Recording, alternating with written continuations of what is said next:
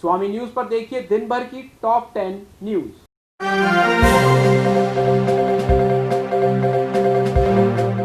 अजमेर सहित नसीराबाद और जवाजा तहसील में आज एक साथ शाम को 6 कोरोना मरीज सामने आए हैं, जिसमें 2 अजमेर शहर के पहाड़गंज और चंदवरदाई नगर के हैं, 3 जवाजा तहसील के हैं, 1 मिशन कंपाउंड नसीराबाद से है।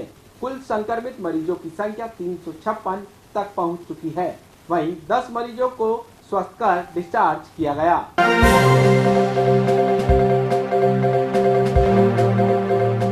लॉकडाउन की वजह से 72 दिन पहले 22 मार्च से बंद रोडवेज की बसें बुधवार से शुरू हो गई। आज अजमेर से 6 रूट की बसें रवाना की गई। हालांकि यात्रियों की संख्या बहुत कम नजर आई। रोडवेज के अधिकारी ने बताया कि रोडवेज में सफर करने वाले यात्रियों को कोरोना महामारी से बचाव की सभी गाइडलाइन का पालन कराया गया। व्यवस्था ऐसा है कि अभी हमने यहाँ से 6 शेड्यूल चलाए हैं और 36 ट्रिप हमने चलाए हैं। पूरे राजस्थान से 200 शेड्यूल हम चलाए हैं और जिसमें वैकल्पिक व्यवस्था के अनुसार अभी तो हमने ये जो गाड़ियाँ चलाई है धीरे धीरे इनको बढ़ाते जाएंगे। आज हमने सुबह 8 बजे गाड़ियाँ रवाना कर दी है। अब थोड़ी देर बाद शेड्यूल के अनुसार दोबारा गाड़ियाँ आएंगी, दोबारा उन गाड़ियों को रवाना करेंगे। यात्रियों की संख्या काफ़ी कम है अभी, उनको देखते हुए अभी धीरे धीरे हम गाड़ियाँ रवाना करेंगे। किस भी रूट की गाड़ी शुरू करेंगे? अभी हम चला रहे हैं, कोटा चलाई है हमने गाड़ी, हमने किशनगढ़ चलाई है, हमने पुष्कर चलाई है, नसीराबाद गाड़ी चलाई है, मालपुरा गाड़ी चलाई है। क्या व्यवस्था रखी है आपने? व्यवस्था हमने ये रखी है, थर्मल स्कैनिंग हो रही है, सैनिटाइजर हो रही है, गाड़ियों को हाथ धुला रहे हैं यात्रियों के, और जो हमारे जो बुकिंग क्लर्क्स वगैरह इनको ग्लव्स वगैरह देके पूरी शील्ड वगैरह देकर इनको ढंग से इनको खुद को भी पूरी बुकिंग सैनिटाइजर हुई है, सारी गाड़ियाँ सैनिटाइजर पूरे चाक चौबंद पूरे तरीके से तैयार होकर हम गाड़ियाँ चला।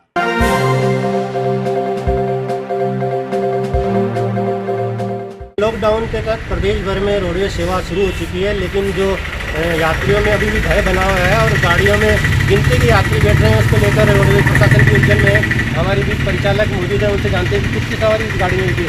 अभी सर 4 सवारी है और सुबह से 4 चक्कर लगाए हैं, तो गिनती की सवारी आ रही है, 4, 5, 6, 7 सवारी आ रही है।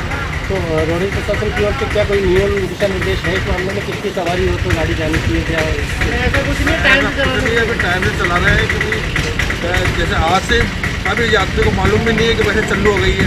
धीरे धीरे यात्री मार्ग बढ़ेगा, कल से हो सकता है कल से बढ़िया है। क्या दिशा निर्देश क्या ध्यान रख रहे हैं आप कोरोना के? तो ये दिया हुआ है कि चालक परिचालक को ये दिशा निर्देश दिया हुआ कि प्रत्येक यात्री मास्क होना चाहिए, बिना मास्क के अंदर बिठाना नहीं चाहिए और जितनी सवारी है उतनी ही यात्री मार्ग ही लेना है। और बस स्टैंड से चलना, बस स्टैंड पर ही सवारी को उतारना, स्कैनिंग करा के ही बिठाना है, बिना स्कैनिंग के नहीं बिठाना आप। तो ये थे हमारे साथ इस गाड़ी के परिचालक जो कि बता रहे थे कि हम पूरी तरह से सावधानियां जो प्रशासन की ओर से दिशा निर्देश दिए गए हैं उनकी अक्षर से पालना कर रहे हैं और यात्रियों से भी निवेदन किया है कि जितनी भी सावधानी है वो अपनी ओर से बरते और अधिक से अधिक जो सावधानियां बरती जाएगी तभी इस कोरोना से हमें मुक्ति मिलेगी। पुष्कर से दिलीप नागरक साथ सीताराम पारा, स्वामी न्यूज। ये कोविड बीमारी के बाद में 2-2.5 महीने बाद आज पुष्कर के लिए राजस्थान रोड की बसें चालू कर दी गई है और कि सोशल डिस्टेंसिंग रखा गया है और स्क्रीनिंग करके और टिकट देके फिर बिठाया जा रहा है। आपका? हाँ, मेरा नाम कैलाश महावर है। मैं 31 को यहाँ से रिटायरमेंट हो गया हूँ और आज श्री हरचंद कार को मैंने अपना चार्ज संभाला दिया। मैं प्रेमलता पुष्कर की रहने वाली अजमेर ड्यूटी करती हूँ, ड्यूटी ऑफिस में, और लॉकडाउन के जरिए काफ़ी टाइम से बंद थी। अभी ये बस चालू हुई, सभी मास्क वगैरह लगाए हुए हैं और थोड़ा पब्लिक कम होने के नाते और कुछ। कितने यात्री है इस बस में? इस बस में यात्री हैं अभी 4-5 हैं और उम्मीद करती हूँ कि और भी आए। कैसा लगा आपको आज? और ये बस चलने से काफ़ी खुशी है कि हर आदमी और महिलाओं की समस्या दूर हो। 2 महीने के बाद जब सरकार ने बस चालू की तो हमें बहुत अच्छा लगा। हम सब मास्क पहनकर। कहाँ से आए हैं आप? हम सुमेरपुर से। और कहाँ जा रहे हैं आप? पुष्कर आए थे। पुष्कर से सुमेरपुर जा रहे हैं।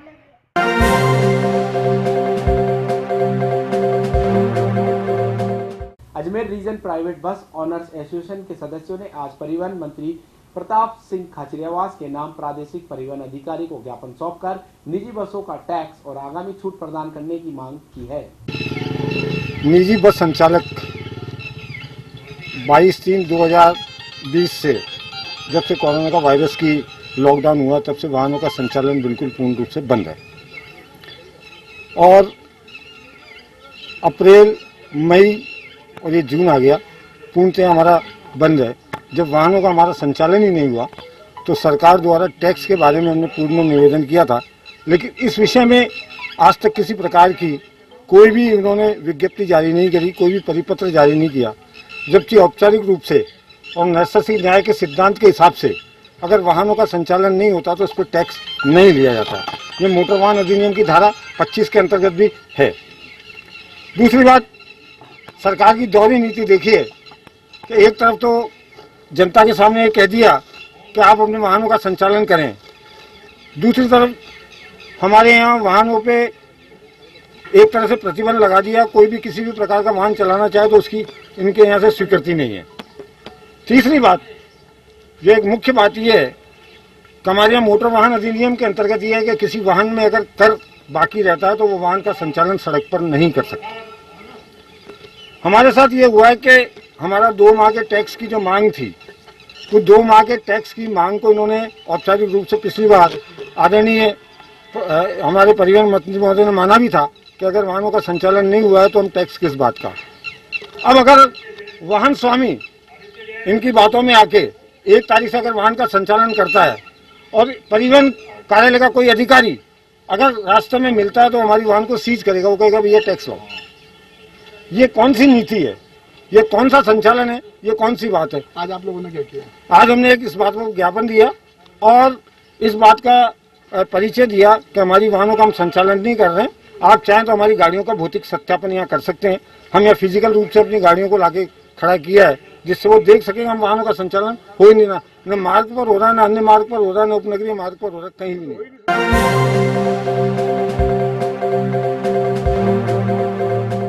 क्लॉक टावर थाना क्षेत्र में बीती रात एक महिला के घर में जबरन घुसकर युवक द्वारा दुराचार करने की घटना सामने आई है। पीड़ित महिला की शिकायत पर क्लॉक टावर थाना पुलिस ने आरोपी महेश हरिजन के खिलाफ मुकदमा दर्ज कर जांच शुरू कर दी।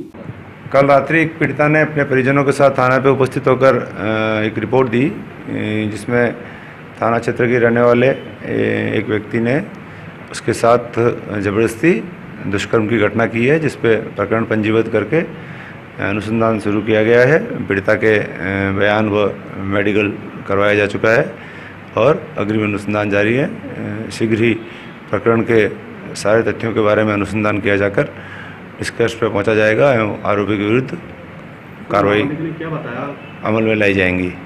कौन है आरोपी? आरोपी का नाम महेश हरिजन है और थाना क्षेत्र का ही वो रहने वाला है। पीड़िता ने उसके साथ जो रात्रि के समय आरोपी के द्वारा उसके घर पे आके और उसके साथ दुष्कर्म करना बताया गया है।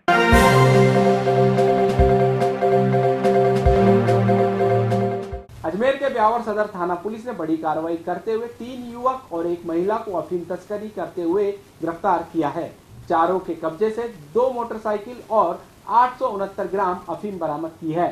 ब्यावर सदर थाना प्रभारी सुरेंद्र सिंह जोधा के अनुसार विजयनगर रोड पर नाकेबंदी की गई थी। सभी आरोपियों के खिलाफ एनडीपीएस एक्ट में मुकदमा दर्ज कर जांच शुरू कर दी।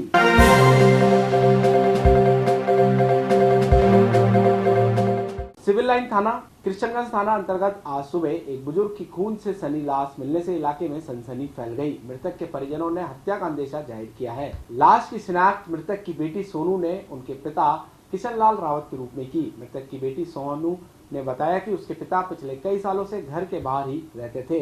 बीती रात उनके साथ क्या हुआ ये किसी को नहीं पता। ये भी 4 दिन पहले मैं मिल के गई थी, जब तक तो बिल्कुल ठीक थे और मुझे बैंक में लेके जाना था, तो ये बोले जब तू बुलाना आएगा तो मैं चल लूँगा। लेकिन अब उसके बाद आज रात को इनके साथ क्या हुआ ये मुझे पता नहीं है। क्या स्थिति देख रहे हो आप? क्या लग रहा है? मुझे तो लग नहीं रहा कि भाई अपनी हालत से गुजरे। मुझे लग रहा है किसी ने मारा है इनको, क्योंकि 5-6 साल हो गए इनको यहाँ रहते हुए। हमारे लिए तो है नहीं है, बराबर हो गए थे दुनिया में जी थी तब। क्या नाम है, कहाँ रहते थे ये पहले? ये दाता पहले पुलिस लाइन में रहते थे, मेरे पापा हैं, और अभी दाता नगर पानी की टंकी पे इनका मकान है। क्या फैमिली वाले आते ही जाते रहते हैं? नहीं, सिर्फ मैं ही आती थी, मैं इनकी बेटी हूँ छोटी। क्या नाम है आपका? सोनू। इनका क्या नाम है? किशन सिंह जी। क्या स्थिति देख रहे हो, कोई लड़ाई झगड़ा हुआ क्या ऐसे रात को या कुछ? सर मुझे नहीं लगता है, क्योंकि रात को किस टाइम क्या हुआ ये तो हमें भी नहीं पता। सुबह कोई गया था हमें बताने के आपके पापा वहाँ पे ऐसे गुजर गए, जब देखा हालत इनकी ऐसी है। क्या देखो खून कितना हुआ सर आप पुलिस वाले कह रहे हैं नाक में से खून आ रहा है, पर हमें यूँ लग रहा है कि सर पे लगी है शायद इनके। वहीं घटनास्थल पर पहुंची पुलिस ने मृतक के शव को अपने कब्जे में लेकर पोस्टमार्टम की कार्रवाई शुरू कर दी। हमें तो 8:45 बजे अभी थाने पर सूचना मिली थी कि जवाहर रंगमंच के सामने CMH ऑफिस के सामने एक डेड बॉडी पड़ी है, जो हमने आके मौके पर देखा है। मृतक का नाम किशन लाल सन ऑफ दलेल सिंह रावत, उम्र 72 साल, दातानगर पानी टंकी के पास बता रहे हैं। और यहीं पर इनकी लड़की मिली है सोनू नाम की, जो बता रही 4-5 साल से ये घर से अलग ही रह रहे हैं और यहीं रहते हैं, रात को भी यही सोते हैं। सर पे चोटे वोटे आई है इनके, क्या लगता है? छोटे थे इनके पास एक वो क्या शराब का पौवा भी पड़ा है और खंबे के डिवाइडर के बीच में, तो शायद कहीं रात को नशे से में खंबे से टच हो गया हो, गिर गए हो, तो पीछे सर पे थोड़ी सी चोट है, ज़्यादा बाकी गंभीर नहीं। हाँ वो तो रिपोर्ट पर पोस्टमार्टम होके बाद ही स्पष्ट होगा।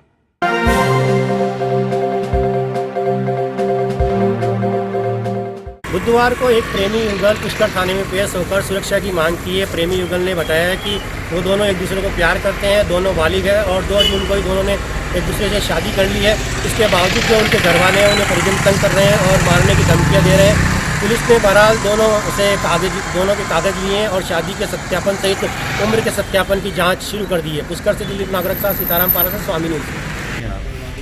मैंने अपनी मर्जी से शादी करी है और मेरे घर वाले ने चाहते थे कि मैं ये शादी करूँ, इसलिए मेरे घर वालों ने घर पे आके मुझे धमकी दी थी कि वो हमें मार डालेंगे और गोलियाँ चलाएंगे।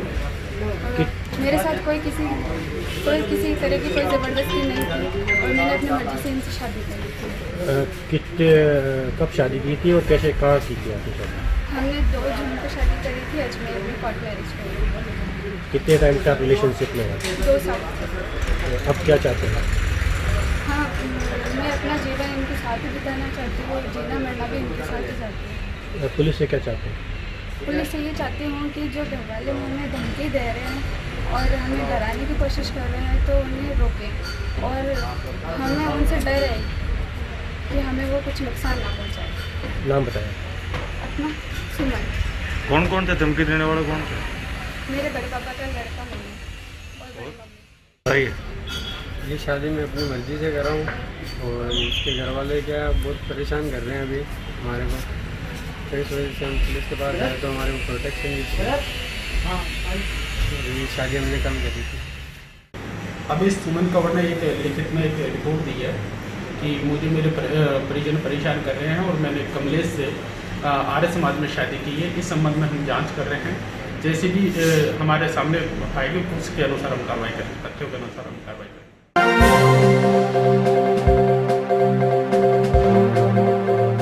बुधवार को पुष्कर उपखंड के लिए सबसे बड़ी खुशखबरी ये थी कि पूरा पुष्कर उपखंड कोरोना से मुक्त हो चुका था।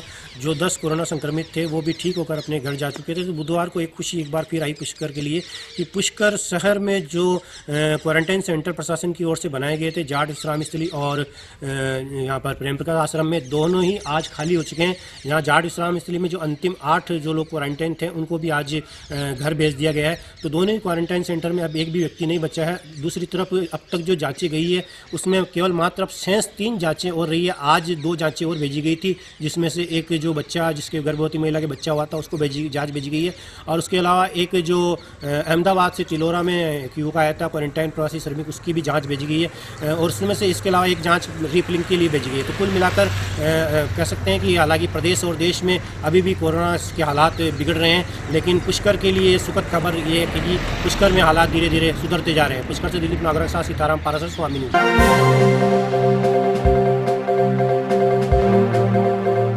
अभी हम खड़े हैं जगत पिता ब्रह्मा की पहली पत्नी सावित्री माता के मंदिर के ठीक नीचे, ये सावित्री माता का मंदिर है और पौराणिक शास्त्रों में ऐसी मान्यता है कि आज वट सावित्री का जो दिन होता है, आज के दिन जो सुहागिन महिलाएं हैं वो माता जी के दर्शन करती है, सुहागिन की जो चीज़ें होती है सुहाग की वो चढ़ाती है और अपने अखंड सुहाग की कामना करती है। उजीवना भी आज के दिन होता है, लेकिन आज कोरोना वायरस के चलते और लॉकडाउन के चलते आप देख सकते हैं किस तरह के यहाँ पर हालात है। बिल्कुल ऊपर से नीचे लेकर जहाँ तक हज़ारों की तादाद में लोग आज यहाँ सुहागिन महिलाएं दर्शन करने जाती थी, लेकिन आज यहाँ पर एक भी नहीं दिख रहा है आपको कोई दर्शन करने जाता है। और ऊपर मंदिर के पट भी बंद है। वहीं पर आप दूसरी तरफ देख सकते हैं कि जो रोपवे है वहाँ का ऑफिस भी बंद पड़ा हुआ है। रोपवे से कोई सवारी अभी तक नहीं जा रही है।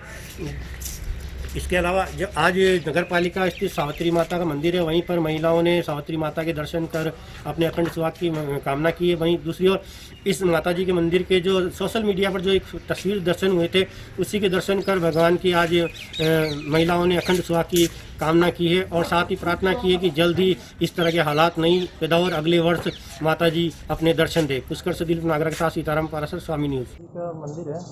सुहागिन स्त्रियाँ इस दिन पति की दीर्घायु के लिए कामना करती है और व्रत करती है और इसी कामना के उद्देश्य पूर्ति के लिए माता सावित्री के यहाँ पर दर्शन के लिए आती है।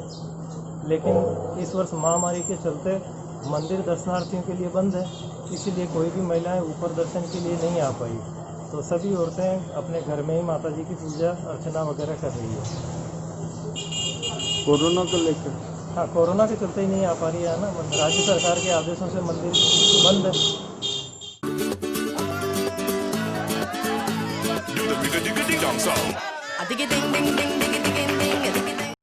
स्वामी न्यूज के सभी दर्शक तरोताजा खबरों के लिए यूट्यूब पर स्वामी न्यूज को सब्सक्राइब करें। साथ ही शहर से जुड़ी तमाम खबरों के तुरंत अपडेट्स के लिए बेल आइकन पर क्लिक करें। यह न्यूज आपको कैसी लगी, इसके लिए हमें कमेंट बॉक्स में आपके अमूल्य सुझाव दीजिए और इस वीडियो को लाइक व शेयर करें।